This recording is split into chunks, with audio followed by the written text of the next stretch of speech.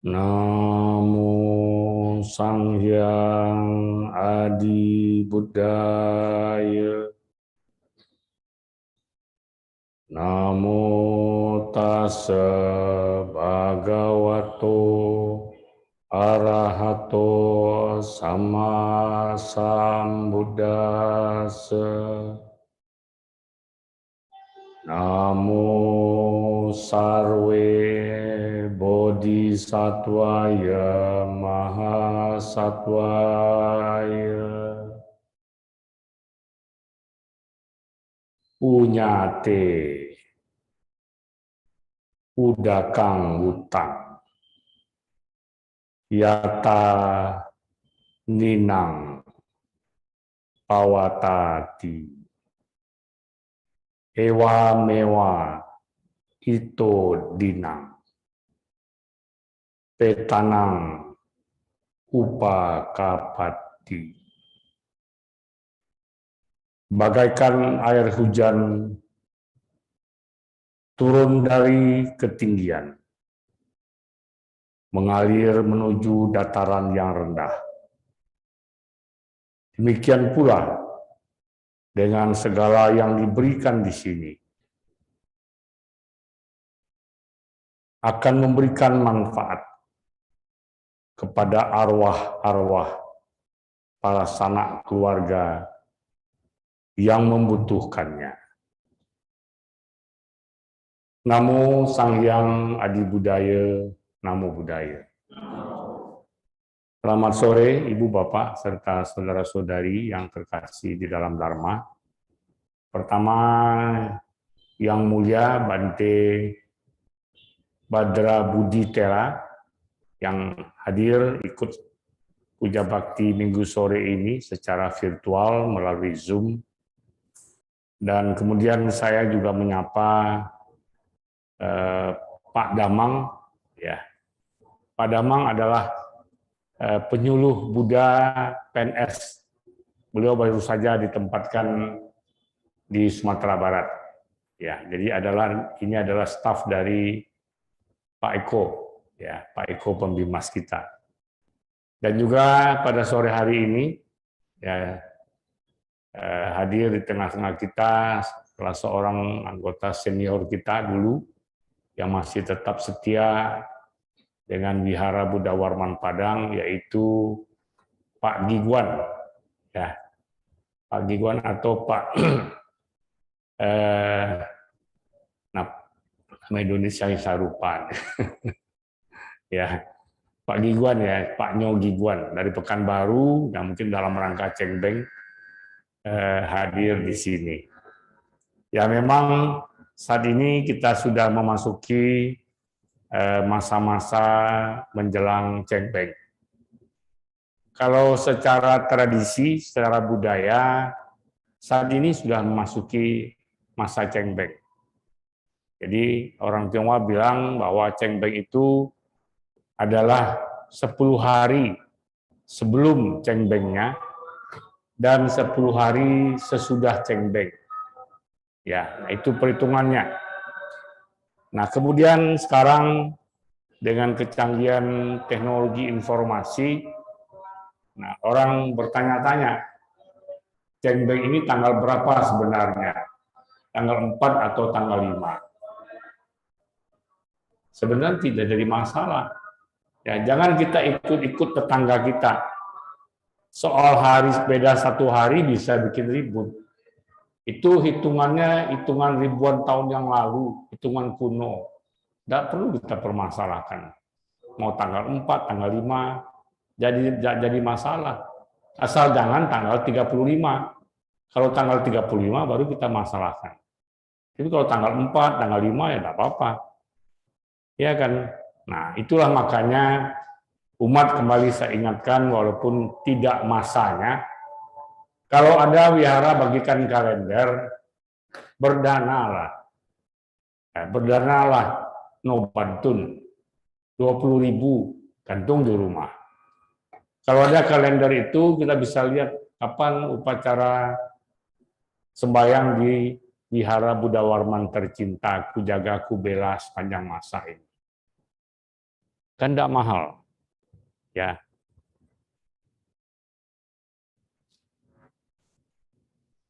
Jadi, nah itulah. Jadi kalau ada kalender, miliki, sehingga kita tahu ada jadwal hari uposata.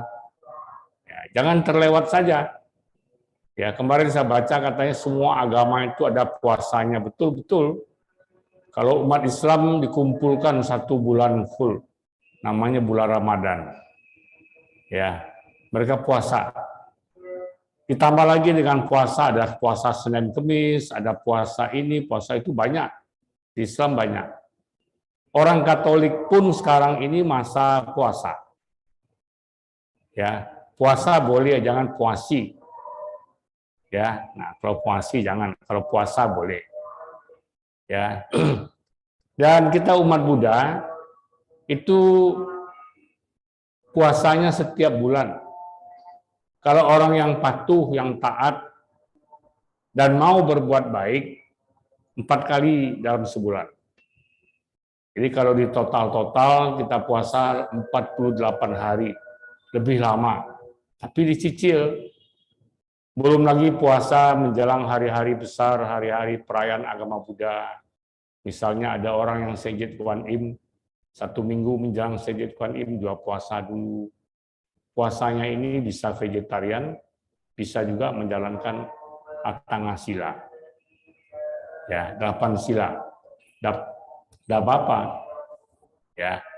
Jadi tidak jadi masalah cembengnya tanggal 4 atau tanggal 5. Tetapi tahun ini di kalender wihara tanggal 5. Dan memang kita sembahyang tanggal 5. Namun tadi sudah dicicil. Tadi ada 15 keluarga yang menyembayangi keluarganya Patidana dalam rangka cengbeng. Ya, tidak masalah. Ini baik bagi keluarga, baik juga bagi wihara. Mengapa baik bagi keluarga? Nah, misalnya ada satu kepercayaan kalau keluarga kita baru meninggal, belum setahun, sembayangnya lebih cepat. Artinya sebelum tanggal 5. Bagi wihara terbantu juga. Karena seperti waktu sembahyang tahun baru kecil, itu sampai sekian paket, sampai dah muat.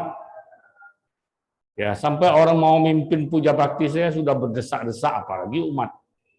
Nah, tadi sudah ada 15 dicicil, nanti sisanya boleh. Jadi kita buka 2 kesempatan. Tanggal 2 nanti, kalau ada yang mau sembahyang hari Sabtu tanggal 2, boleh. Ya, hari Sabtu tanggal 2 April.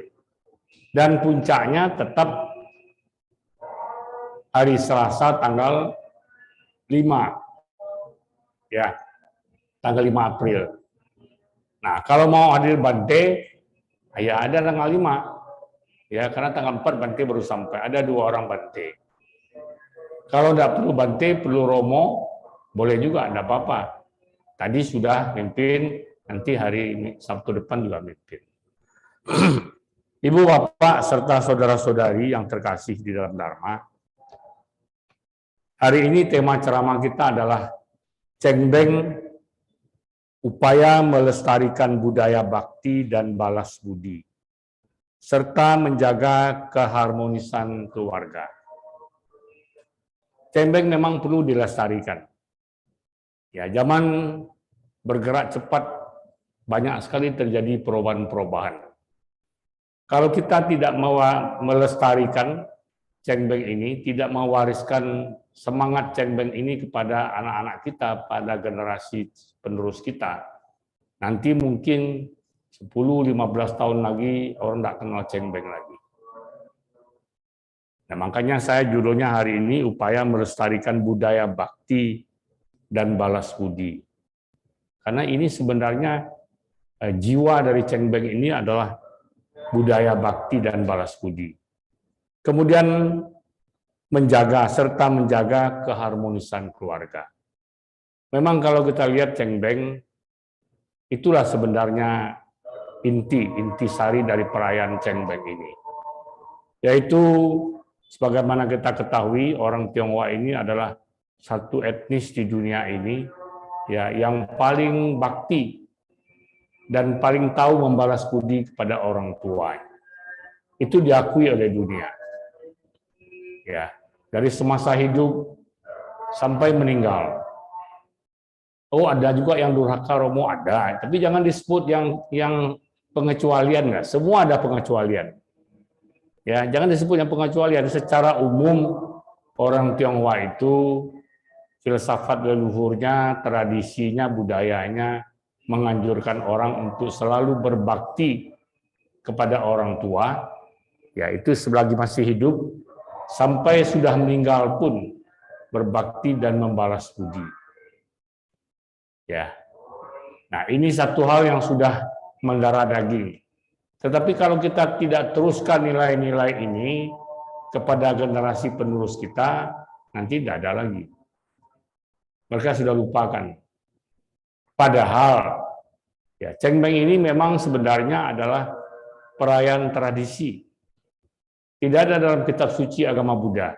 Baik yang bahasa Pali maupun yang bahasa Sanskerta ataupun bahasa Mandarin tidak ada. Tetapi kita adopsi. Karena apa? Sesuai, cocok, selaras, senafas dengan ajaran Buddha.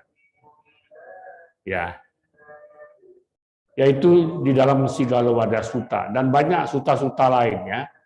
Buddha mengingatkan kita untuk selalu hormat, bakti, dan balas budi kepada kedua orang tua. Bahkan ada satu sutra di dalam Mahayana namanya Sutra Bakti Seorang Anak. Ya. Nah, makanya tidak heran ya kalau di dalam agama Buddha Cengbeng ini kita adopsi menjadi satu upacara ritual. Nah, ini kembali lagi ritual di dalam agama Buddha. Ya. Saya baru baca satu kisah, tapi saya tidak sebut apa agamanya. Ada satu agama yang mencoba berkembang di Tiongkok, tapi kemudian ditolak. Bahkan diusir, ya, gara-gara agama ini mengajarkan tidak perlu menyembayangi, tidak perlu menghormati leluhur yang sudah meninggal. Saya tidak usah sebut lah, nanti jadi polemik kan. Tapi itu sejarahnya. Mengapa agama itu kemudian ditolak oleh Tiongkok? Karena di dalam ajaran ini, dia kutip dari ayat-ayatnya, katanya tidak perlu orang sudah meninggal itu sudah habis, seperti ada debu di atas tungku sudah ditiup, ya terbang habis. Ini tidak berlaku bagi orang Tionghoa.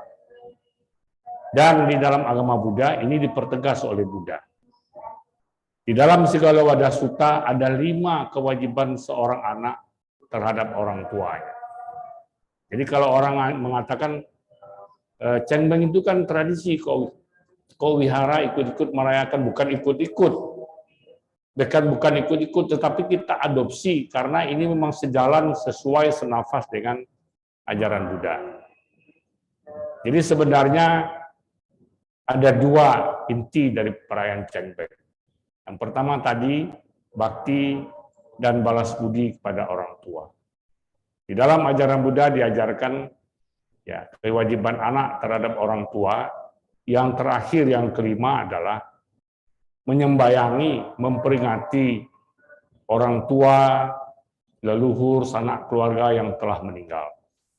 Nah, itulah yang kita jalankan sekarang. Makanya di wihara setiap tahun ada 3 upacara besar yang diadakan untuk mengenang orang tua ini. Yang pertama adalah sembahyang tahun baru kecil. Yang kedua adalah Cengbeng. Yang 3 nanti Ulambana. Nah, itu semua acara itu diperuntukkan untuk mengenang, menghormati, berbakti, dan membalas budi kepada orang tua. Jadi makanya tidak heran, ya mungkin Pak Giguan juga sampai ke Padang dalam rangka Cengbeng. Ya, nanti banyak lagi yang lain-lain. Apalagi sekarang kita bersyukur pandemi COVID sudah mulai meredah, ya sehingga orang boleh pulang. Jadi bukan orang Islam saja yang senang. Sekarang mereka boleh taraweh, ya boleh pulang kampung dengan syarat sudah vaksin 2 kali sama booster.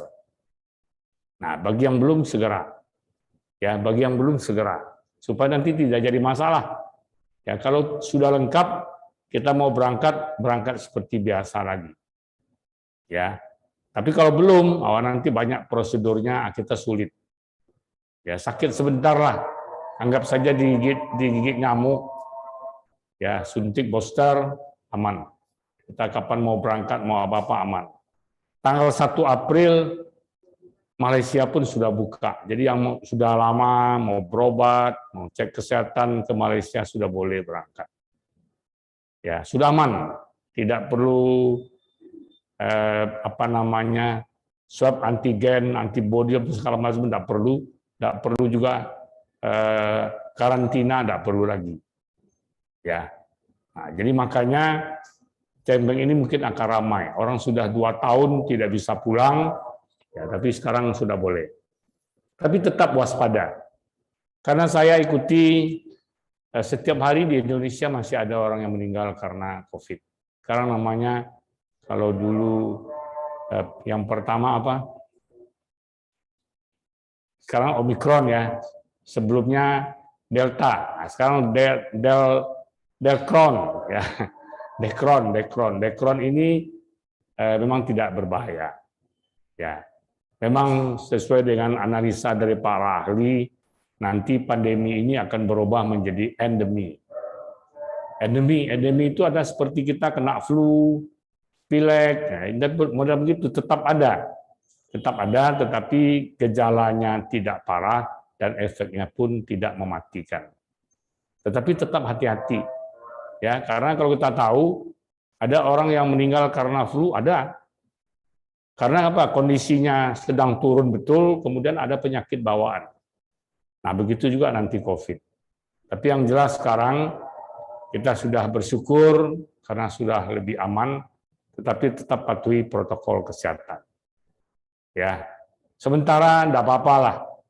Pakai masker, cuci tangan, ya, jaga jarak, jangan berkerumun, dan tidak pergi ke tempat-tempat ramai bila tidak perlu.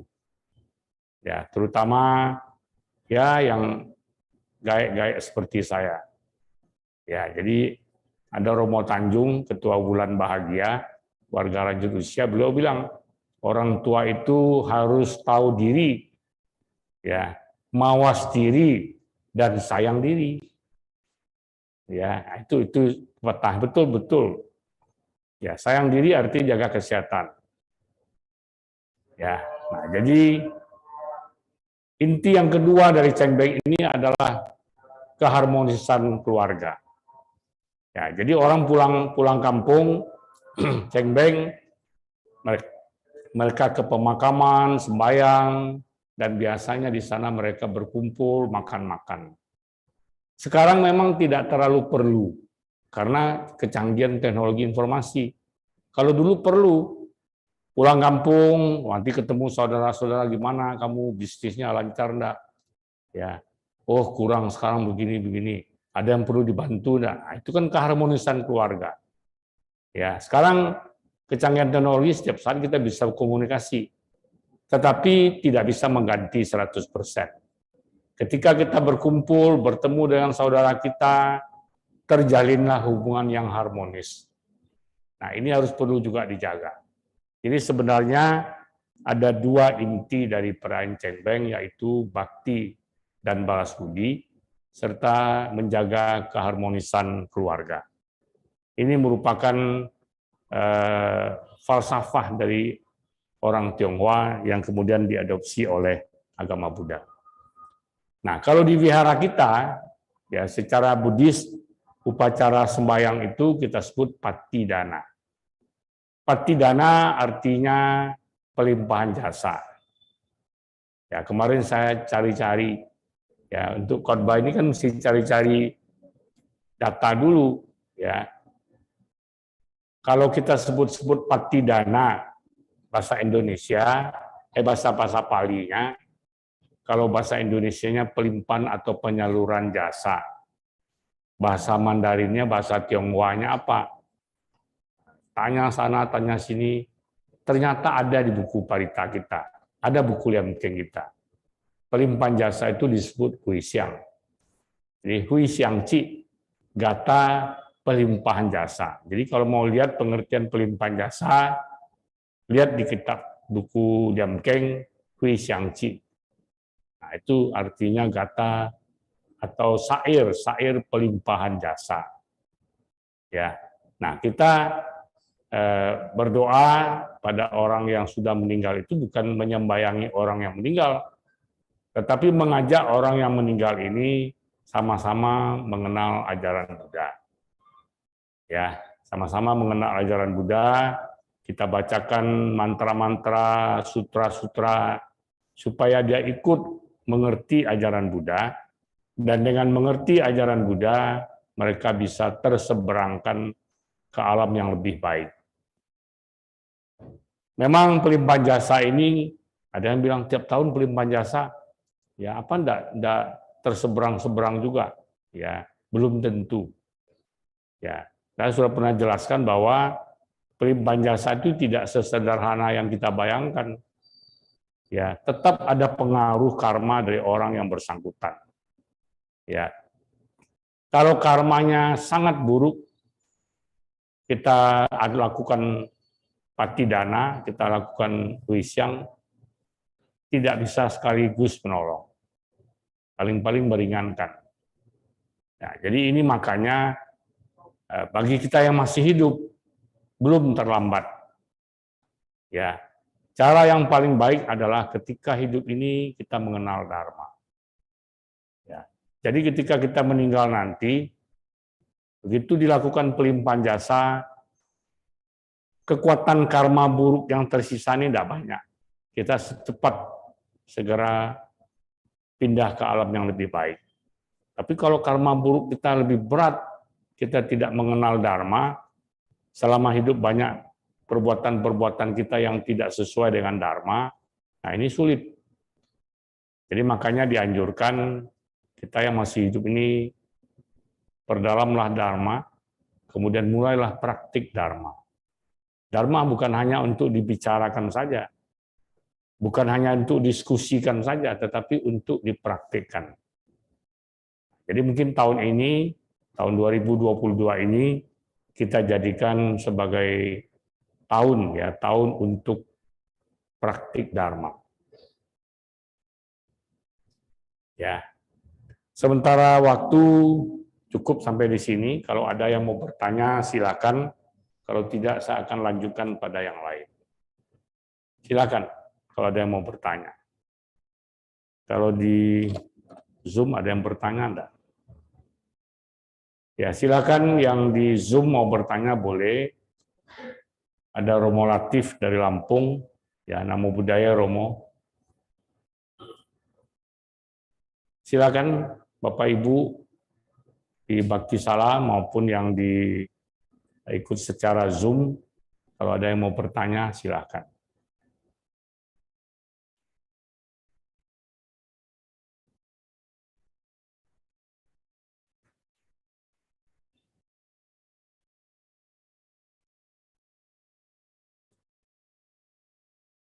Kalau tidak ada, sayang Pak Jumadi, silakan Pak.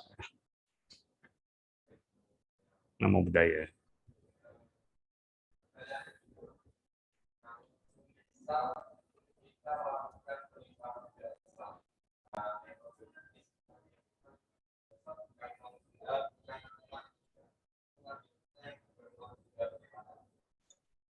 Ya, baik, terima kasih.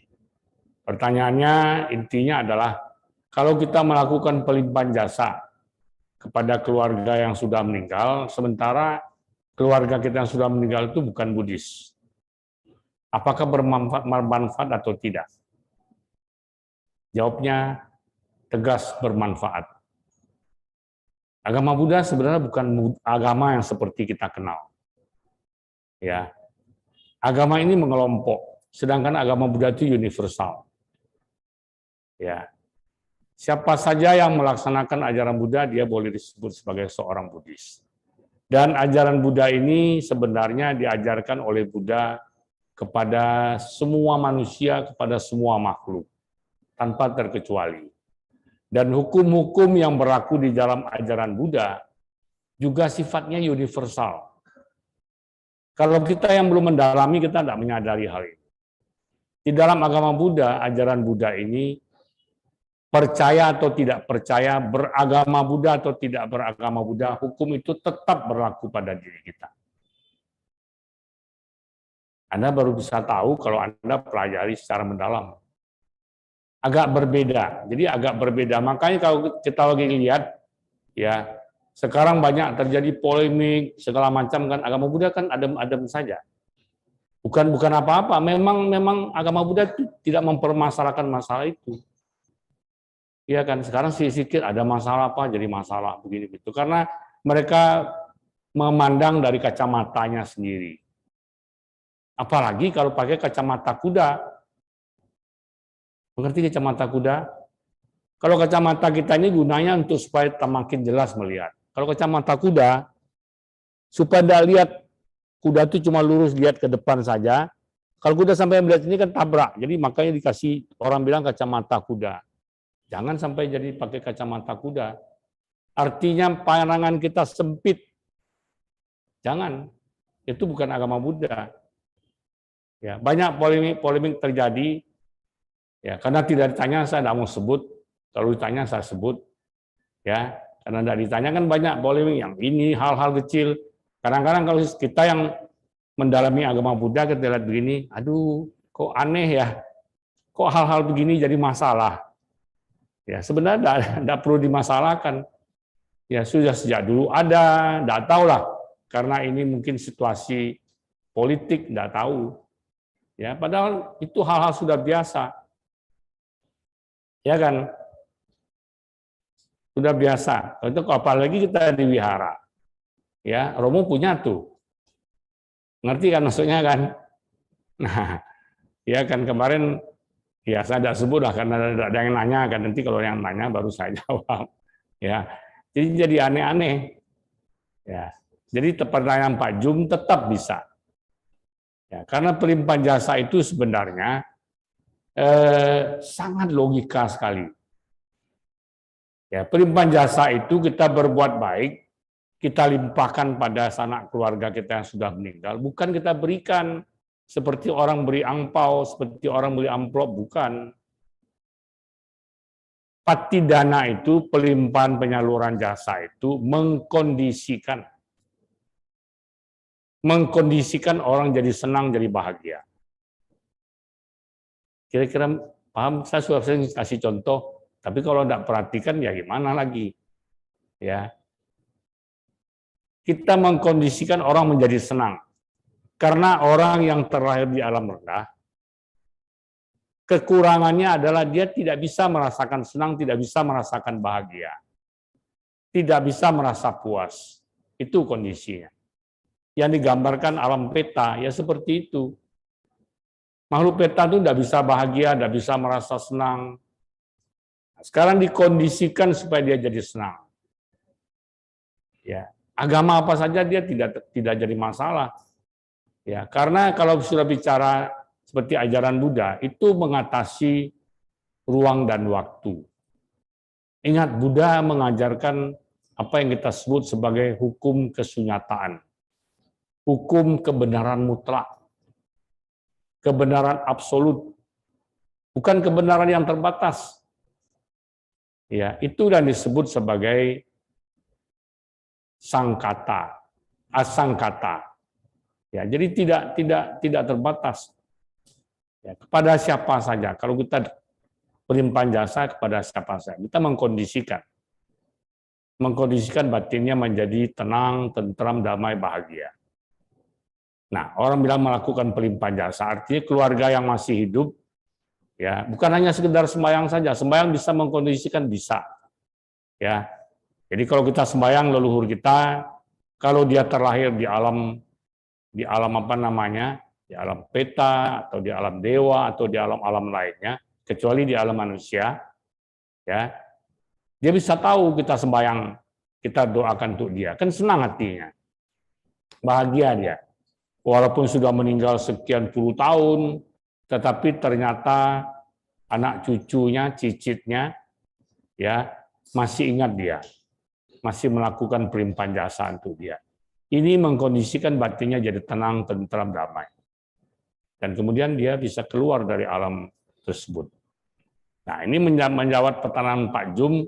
Saya ingat beberapa tahun yang lalu ada seorang pemuka agama lain, saya tidak usah sebut ya, karena agak sensitif. Saya sebut pemuka agama. Pemuka agama ini disomasi. Disomasi artinya kalau orang lama, orang Padang bilang dikadukan, ya dikasuskan karena dianggap melecehkan ajaran Buddha. Ya, apa katanya? Nah, inilah orang luar tidak banyak mengerti. Kadang-kadang kita tambah lagi kasih tidak mengerti. Orang ini selalu mengatakan, saya ini dulu penjaga kelenteng. Memangnya penjaga kelenteng itu siapa? Penjaga kelenteng itu tidak ada apa-apa. Itu bukan pemuka agama Buddha, bukan tokoh agama Buddha. Dia mengaku, dia mau bilang pandita Buddha kan tidak boleh. Dia bilang, saya penjaga kelenteng. Begitu bilang penjaga kelenteng, seolah-olah orang itu sakti sekali, mengerti agama sekali. Dia bilang, saya penjaga kelenteng. Tapi akhirnya saya pindah ke agama ini, gara-gara tidak masuk akal.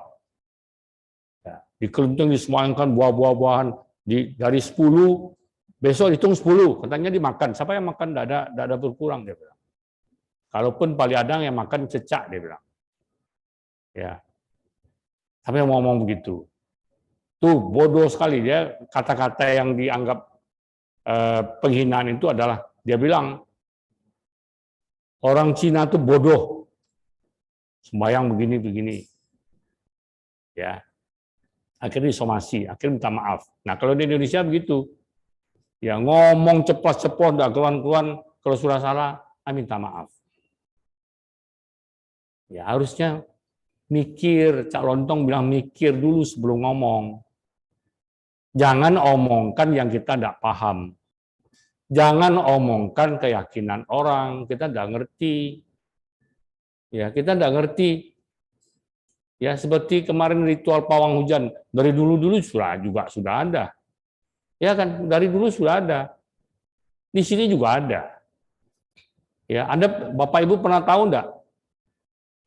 Kalau ada acara saya berdoa supaya hujan dan tidak hujan. Tapi saya tidak pernah bilang saya pawang hujan karena saya tidak terima profit, tidak pernah honor apa-apa. Sering yang dekat-dekat saya pasti tahu tuh. Romo udah gelap hari ini. Ya kita doa aja lah sama-sama. Apa yang saya lakukan itu cara saya. Tapi yang penting saya menginginkan, saya beraspirasi jangan turun hujan supaya acara kita lancar. Ya, sering terkabul. Pernah kita mau jalan santai, jalan sehat pagi, waduh cuaca sudah mendung. Baru mau jalan, saya bilang. Jalan sampai di simpang sini hujan berhenti. Ya kan, tapi saya tidak pernah mencap diri saya pawang hujan. Dan saya tidak bawa alat-alat. Walaupun alatnya saya punya. Ya kan, alat itu punya tuh. Kalau kita kan, kemarin Romo Agustan pamerkan tuh. Ya, kalau kita dulu di Padang bilang gong. Gong itu bukan bahasa Hokkien, gong bodoh ya. Tidak tahu mengapa dulu namanya gong. Sudah tuh kemudian disebut genta. Ada juga sebut genta. Kemudian sudah kita belajar mindfulness, ternyata itu disebut juga bell of mindfulness, lonceng kesadaran. Ya kan? Kalau di Tantra, di Tibet, itu disebut singing bowl. Mangkok nyanyi, mangkok bisa nyanyi. Ya, diketok, putar, saya bisa. Ya. Nah, kalau itu dipakai oleh Bu Rara untuk menghalangi hujan turun, itu kan caranya. Tidak usah kita campur. Dia kan tidak bilang ini cara agama Buddha kan enggak. Biar aja. Ya, yang penting acara lancar. Ya, acara kita kan acara yang balapan di Mandalika itu kan akhirnya terlaksana dengan baik.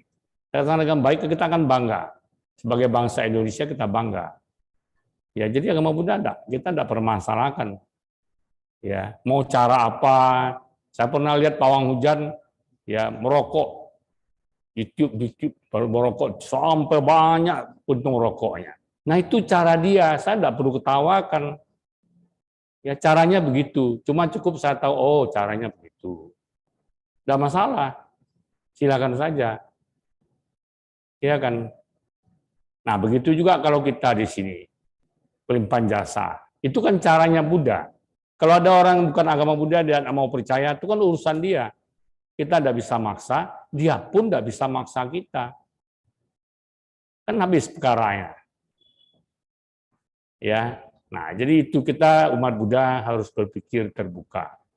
Karena ajaran Buddha itu mengajarkan kita berpikir luas, jangan sempit. Jangan memandang pakai kacamata kita, apalagi kacamata kuda. Tahu kan kacamata kuda itu gunanya supaya kuda itu tidak lihat kiri kanan, dia jalan saja lurus. Kita jangan seperti itu. Kita manusia bebas. Kita bisa melihat ya apa yang terjadi. Sama dengan kita, ya silakan. Tidak sama, itu yang namanya toleransi. Coba buka kamus. Apa arti toleransi? Toleransi adalah membiarkan ketika orang berbeda dengan kita. Kita makan nasi, dia mau makan mie tiap hari, urusan dia. Oh nanti tidak bagus bagi kesehatan. Ya kan kesehatan dia, bukan kita. Terus apa masalahnya? Kita harus paksa orang mesti makan nasi seperti kita. Itu kan tidak betul. Ya, jadi umat Buddha jangan ikut-ikut. Kemarin saya cerita mengenai ada satu narasi Yesus dan Buddha. Ada yang bilang Romo akhir-akhir ini khotbah Romo mulai tegas-tegas. Ya betul, harus begitu. Ketika agama Buddha kita tidak ganggu orang bukan marah. Kita bukan marah ngamuk terus membalas mengejekkan orang, enggak. Harus diterangkan. Kemarin kan ada Romo Hudi yang tanya ke saya. Kalau ada orang buat agama Buddha gitu gimana Romo? Kita diam atau jawab? Jawab. Tapi bukan marah. Harus kita jelaskan. Ya, sehingga masalahnya clear. Ya. Nah, sekarang ada tokoh agama juga, saya tidak sebut nama juga.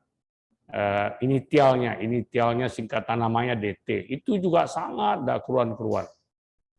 Kadang nyinggung agama Buddha. Nah, itu yang saya bilang kan, mobil parkir ditabrak. Agama Buddha ini kan mobil parkir. Tidak ganggu orang, tidak salah jalan, tapi ditabrak. Kalau kita tidak jawab, orang pikir betul begitu.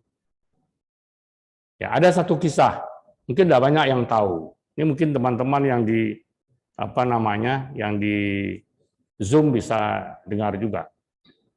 Beberapa tahun yang lalu, maaf ya, saya tidak sebut juga, ada satu perkumpulan masyarakat Tionghoa mengundang ketua wihara untuk satu acara menjelang tahun baru Imlek. Acara itu katanya membicarakan mengenai sejarah, budaya dan tradisi Tionghoa. Ya, pembicaranya seorang tokoh agama tertentu. Namanya ST, saya tidak sebut dua kepanjangannya, ST inisialnya. Karena menghormati perkumpulan tadi padahal kan saling menghormati perkumpulan ini. Saya pergi dengan Pak Lawer, Pak Cuha. Ya, hadir, wah ramai orang sekali. Saya lihat tokoh agama ini sudah tua, sampai duduk di kursi roda untuk dari masuk pintu sampai ke pentas itu pakai kursi roda. Saya tidak tahu kalau action saja ya. Sampai di bawah pentas jalan kaki dia naik ke pentas.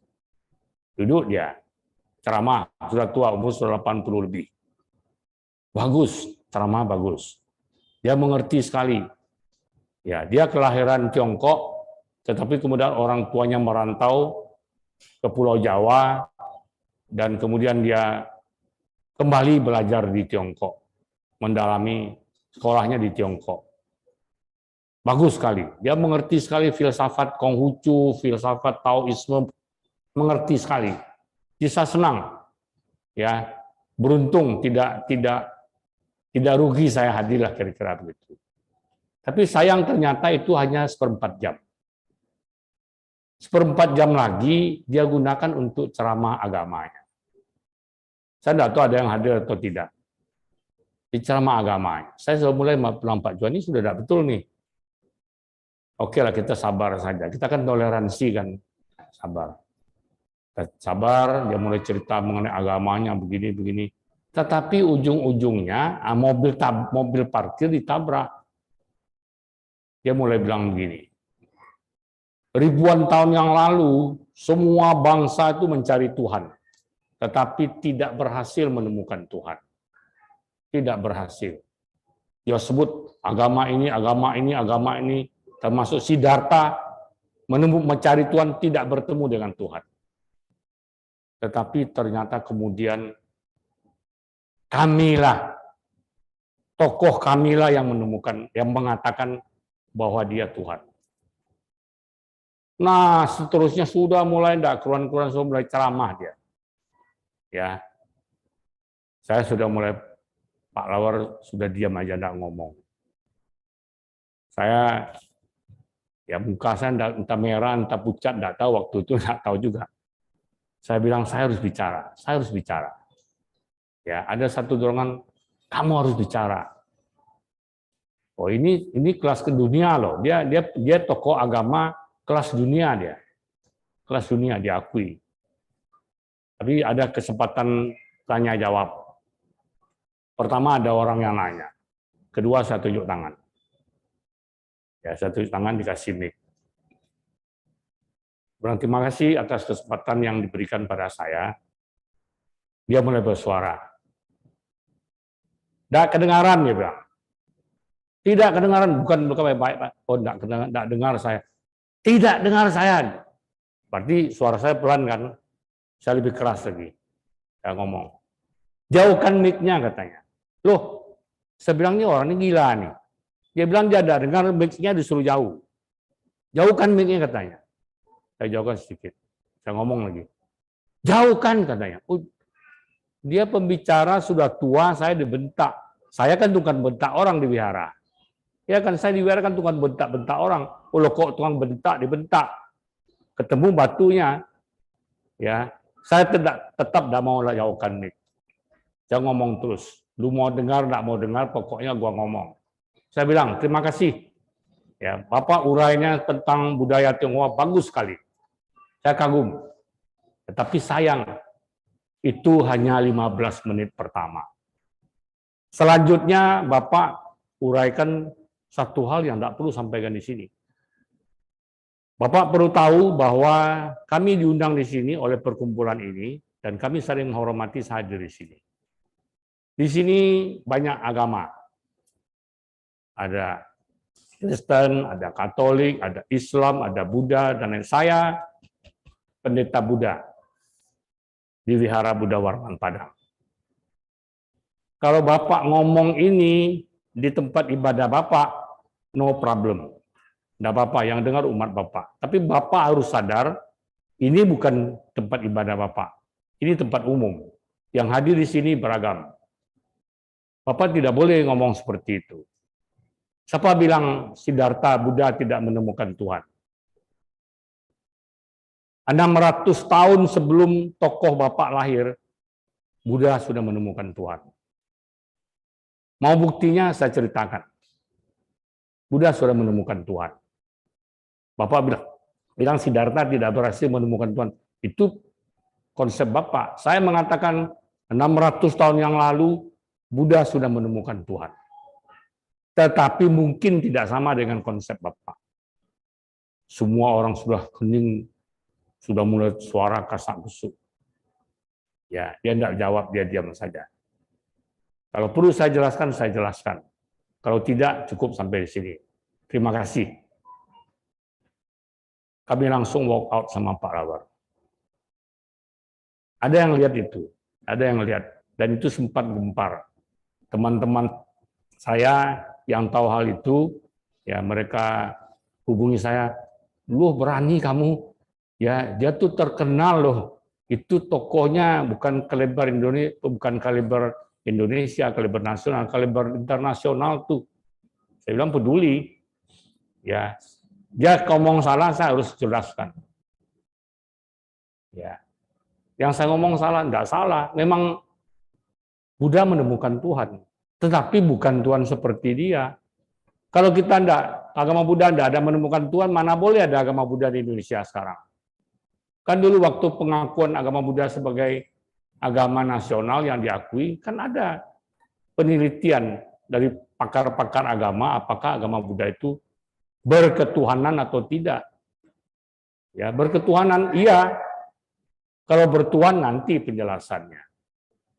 Karena di dalam dasar Pancasila bukan Tuhan yang Maha Esa, tapi ketuhanan yang Maha Esa. Agama Buddha punya. Kalau Anda tidak ngerti, saya ajar. Nah, jadi ini. Ya, jadi kita harus berani. Ketika ada orang salah tafsir, salah pandang, salah pengertian terhadap agama Buddha, kita harus berani meluruskan. Asal kita jangan kasar, jangan maki-maki orang. Saya tidak maki, saya tegas saya katakan, ya akhirnya dia tidak bisa jawab. Kalau dibilang tolong jelaskan, saya jelaskan. Tapi karena dia diam, saya tidak jelaskan. Sebab kalau penjelasannya lama kan, nanti akhirnya bukan dia pembicara, saya jadi pembicara lagi. Nah, gitu. Ya, jadi sekali lagi, Pak Jum dan siapapun, walaupun kita berbeda agama, leluhur kita, orang tua kita, kalau kita melakukan patidana tetap boleh dan tetap bermanfaat. Karena kita hanya mengkondisikan dia menjadi tenang, tentram, damai, dan bahagia. Kondisi tenang, tentram, bahagia inilah yang memindahkan, menyeberangkan dia ke alam kehidupan yang lebih baik. Ya, kira-kira itu. Ada lagi pertanyaan? Ini ada satu, mungkin saya lihat dulu. Silakan. Ya, ini ada Romo Latif. Ya, silakan kalau ada yang lain. Ya, silakan. Silakan, Bu. Ya.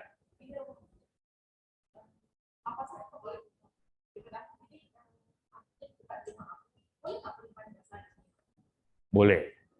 Ya, rumah abu jenazahnya di rumah Abu Kelenteng, Pelimpan Jasa di sini.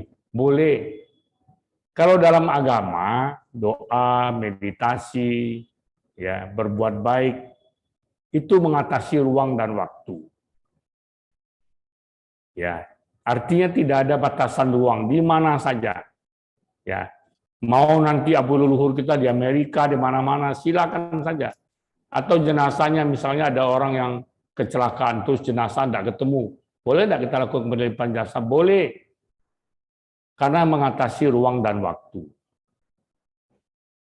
Ya, kalau dalam agama udah boleh, tidak ada larangan. Baik, Bu, ada yang lain? Silakan. Ya, Stephen. Namo Buddhaya.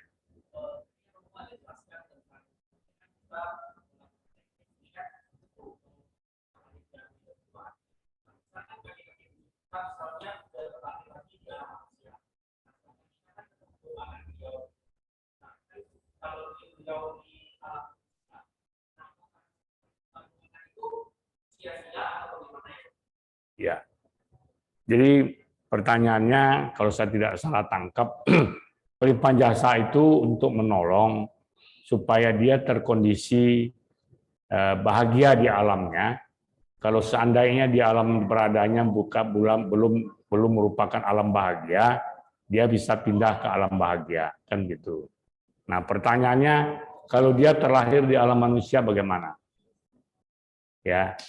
Kalau dia terlahir di alam manusia, sudah jelas kita lakukan pelimpahan jasa, dia tidak tahu.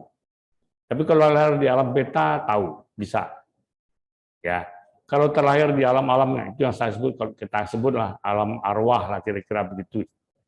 Jadi yang bukan manusia, bukan alam binatang, ini membantu. Tetapi ketika dia terlahir di alam manusia, ini kurang membantu. Nah, tetapi yang paling jelas, nah ini yang sering saya bilang, ya, kita jangan terus berkutat dengan orang yang kita doakan. Sebenarnya ada manfaat yang lebih baik. Ketika kita melakukan pelimpahan jasa ini, manfaat pertama itu adalah bagi diri kita sendiri. Seorang anak yang melakukan pelimpahan jasa untuk orang tuanya, yang pertama dan utama sebenarnya adalah dia sudah berbuat satu kebaikan. Sesuai dengan ajaran Buddha, sesuai dengan Sigala Wadah Sutta. Yang nomor dua, baru apakah orang tuanya bisa tertolong, terbantu atau tidak. Jadi setiap kita melakukan pelimpahan jasa, kita yang mendapat manfaat dulu. Sama seperti orang melempar bunga. Kalau kita mau melempar bunga pada orang, yang kena bau harumnya siapa dulu? Kita. Orang kita lempar belum tentu kena. Iya kan? Tapi kita kena dulu. Begitu juga kalau kita melempar kotoran. Kita benci semua orang, kita ambil kotoran anjing kita lempar. Orang yang kita lempar belum tentu kena. Siapa tahu dia jago fungfu. Kalau kita lempar, dia melompat, tidak kena. Yang jelas kita sudah kena, karena tangan kita sudah berlepotan. Kira-kira begitu. Ya, ada pertanyaan lain? Silakan. Nah, ini kan menarik kalau ada pertanyaan nih. Ini semua sudah tahu. Nanti begitu ketemu, orang Padang bilang tangango, tidak bisa ngecek dong. Nah, ya. Silakan kalau ada yang mau lagi. Nah, ini Bante Budi. Inti dari doa adalah ciptanya cinta kasih. Jadi boleh. Nah, jadi Bante sudah bilang boleh. Ya. Jadi kita doakan ya seperti misalnya beda agama, ya tidak di rumah abu wihara, mana beradanya silakan saja boleh. Jadi intinya itu adalah cinta kasih. Makanya di dalam agama Buddha kita kalau sembahyang orang meninggal pun kita tidak pakai barang-barang yang berasal dari pembunuhan. Karena semua doa-doa agama Buddha itu mengandung getaran-getaran energi cinta kasih. Ya, itu. Ya. Silakan kalau ada yang lain. Nanti cari-cari ya. Cari-cari. Jadi sekali lagi, kalau ada dengar di luar, sekarang agak aneh. Ya, ternyata ada kelompok-kelompok keyakinan tertentu mereka juga pelajari. Ya, ternyata memang orang Tionghoa ini tidak bisa dilarang untuk hormat kepada arwah leluhurnya. Kalau ditolak, berarti mereka menolak. Nah, mereka kalau kita bilang tidak boleh, mereka pasti menolak. Akhirnya mulailah dirangkul. Tadi saya sempat lihat di YouTube, ya namanya orang tidak ada kerjaan kan, saya buka di YouTube, bolehkah umat ini sembahyang pakai hio? Boleh jawabnya. Bolehkah umat ini sembahyang pakai buah-buahan? Boleh jawab. Padahal dulu tidak boleh. Jadi sebenarnya ada pemuka-pemuka agama ini, mereka selalu berpedoman ayat ini. Kalau Buddha kan enggak. Saya dari tadi ngomong enggak banyak sebut ayat-ayat kan. Karena enggak, agama Buddha itu mengajarkan satu ajaran yang sistematis dan butuh logika kita. Enggak usah saya cari ini ayat berapa, nomor berapa, ayat berapa, enggak perlu. Enggak perlu. Tapi dulu ayat ini enggak boleh. Sekarang jadi boleh. Enggak tahu. Makanya orang bilang semua itu bisa dipelintir-pelintir. Dan agama Buddha enggak memerlukan itu. Coba baca di Dhammapada. Ada enggak Dhammapada yang bisa dipelintir untuk menyakiti orang? Enggak ada. Enggak ada. Ya. Kalau ada kan agama Buddha jadi keras juga. Ya kan. Siapa menghina agama Buddha, bacok. Nah, ini kan enggak ada. Ya kan, nah itu. Ya. Baik, kalau tidak ada lagi, saya akan menyampaikan beberapa pengumuman dan pemberitahuan yang kita perlu ketahui bersama. Ya, sekarang sudah di penghujung bulan Maret. Bulan April kita ada kegiatan. Tadi saya sudah katakan pelimpahan jasa. Ya, bagi keluarga yang baru meninggal ataupun yang berhalangan di hari tanggal 5, kita adakan nanti tanggal 2. Hari Sabtu tanggal 2 April ada upacara Patidana. Jadi kalau ada yang mau silakan. Kalau pilih hari lain janganlah. Ya. Karena kami ini pandita-pandita ini sudah tidak banyak dan kalau istilah Bante Budi sudah laul lah gaek-gaek, tak taluk tiap hari. Ini lah serak nih kan nih. Nah, ini sudah minum lianhua tadi ini, tapi bukan kopi. Ternyata lianhua itu bisa menegakkan kerongkongan. Ya, ada hilang suara. Suara itu terus digunakan. Ya, nanti orang bilang kalau orang yang sering gunakan suara ini ketika diperabukan nanti lidahnya tidak mau terbakar. Nah, saya tidak tahu rasanya nanti gimana. Tentu yang tahu nanti yang hidup kan. Ya, jadi itu jangan pilih hari lain ya, TV juga di kantor. Nah, hari Sabtu saja kok, hari Sabtu saja Bu. Itu. Oh mau hari lain juga, boleh sembahyang itu sendiri, ya kan? Nah, itu. Atau pilih tanggal 2 atau tanggal 5. Ya, tanggal 5 boleh secara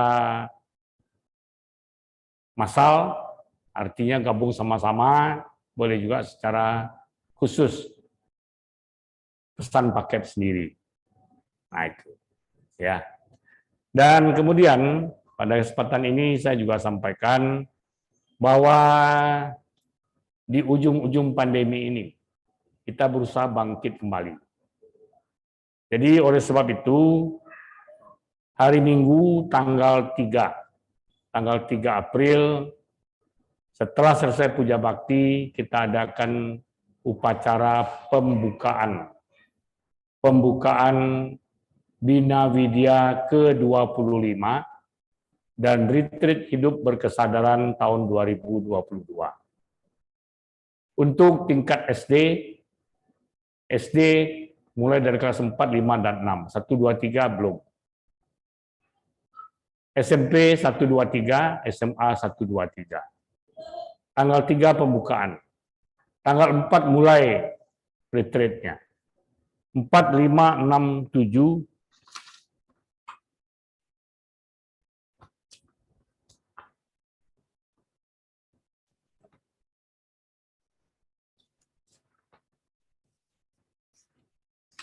Empat, 5, 6, 7 itu untuk tingkat SMP dan SMA. 4, 5, 6, 7. 7 penutupan. Untuk tingkat SMP dan SMA, kita adakan secara hybrid. Artinya perpaduan antara tatap muka dan tatap maya, online dan offline. Secara tatap muka, mereka harus hadir di wihara mulai jam 8 pagi. 8, 9, 10, sampai 11, 12. Mungkin setengah 1 baru mereka pulang.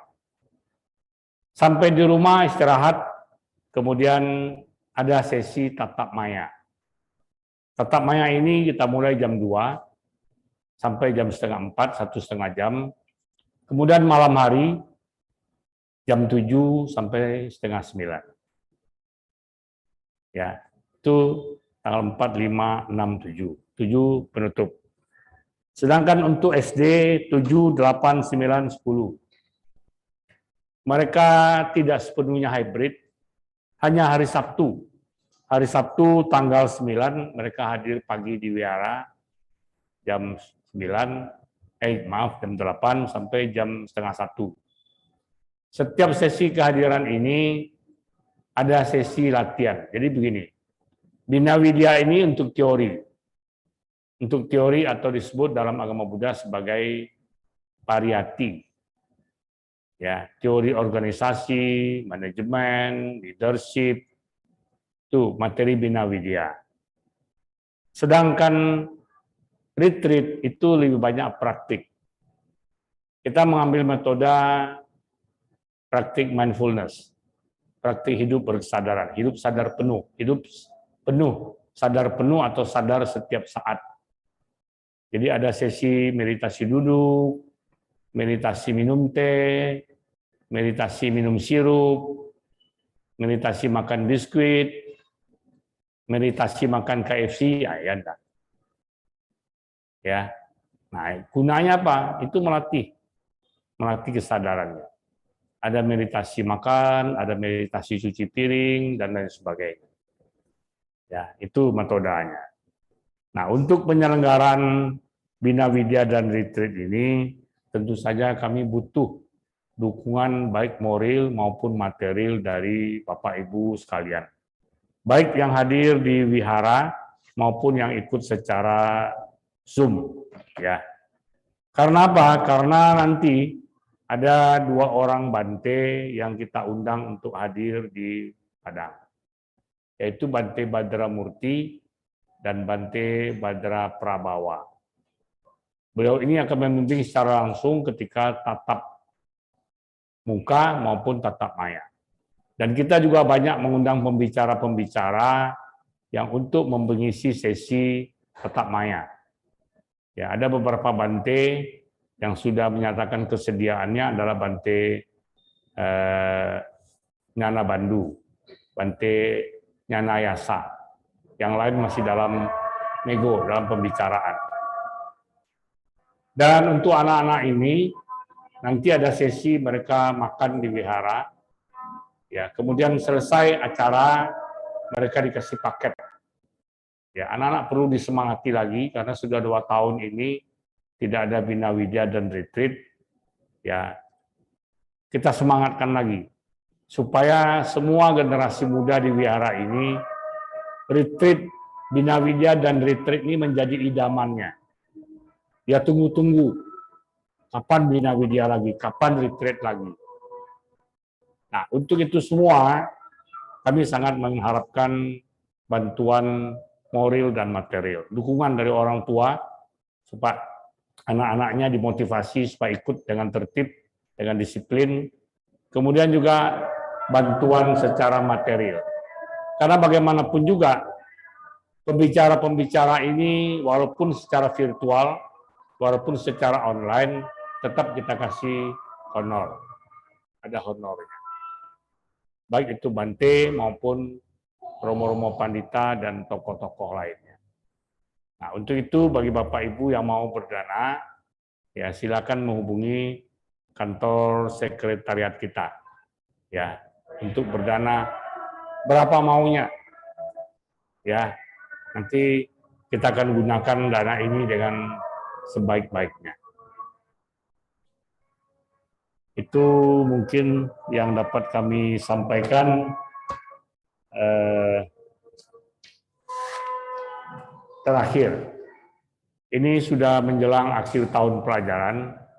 Ya, seandainya Bapak Ibu ada punya anak atau kenalan atau famili yang anaknya ingin melanjutkan studi, punya semangat mau belajar, tetapi kondisi keuangan tidak memungkinkan. Yayasan Triratna Padang melalui Sekolah Nasional Utusman Jusri bersedia memberikan beasiswa bagi anak-anak yang mau meneruskan pendidikannya dengan ikatan dinas ke Sekolah Manjusri. Jurusannya bisa jurusan keagamaan, ya, yaitu di STIAB Jinara kita di Lampung, ataupun yang mau mengambil bahasa Mandarin. Ya, bahasa Mandarin mau ambil dalam negeri ada, di Medan kabarnya sudah ada perguruan tinggi yang mengajarkan bahasa Mandarin, ataupun ya bila bisa diurus mengambil kuliah bahasa Mandarinnya di Taiwan atau di Chungpo di Tiongkok. Ya, jadi bagi Bapak Ibu yang punya anak, kenalan yang terkendala biaya untuk kuliah, silakan hubungi saya. Mau bicarakan apa agamanya dulu nanti. Kita tidak bicarakan itu sekarang. Yang penting ada yang mau dulu. Ya, mengenai agamanya, persyaratannya dan lain sebagainya nanti kita bicarakan. Ada lagi mungkin Heri? Tidak ada ya. Baik, saya rasa cukup sampai di sini. Terima kasih atas perhatiannya. Baik bagi yang hadir di Bakti Sala maupun yang hadir secara virtual. Dan juga terima kasih pada Bante Budi yang sudah ikut ya sampai akhir acara puja bakti minggu sore ini. Dan juga Romo Latif dari Lampung, dan satu lagi Henry Sada, atau mungkin Romo juga. Ya, pokoknya semuanya lah. Saya mengucapkan terima kasih atas keikutsertaannya pada PBMS hari ini. Demikian saja, semoga apa yang kami sampaikan dapat bermanfaat. Terima kasih, selamat malam. Namo Sang Hyang Adi Budaya, Namo Buddhaya.